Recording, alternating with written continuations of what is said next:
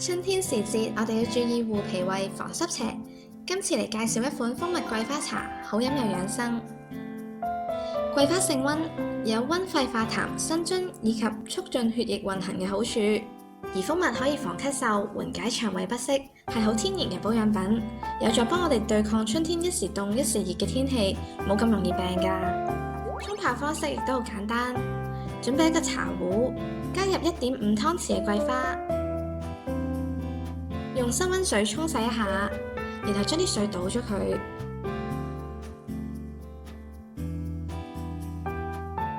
再加返適量嘅熱水，80度左右係最好嘅，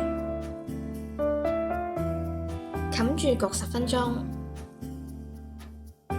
喺杯度加1湯匙嘅蜂蜜，倒入桂花茶，撈勻就完成啦。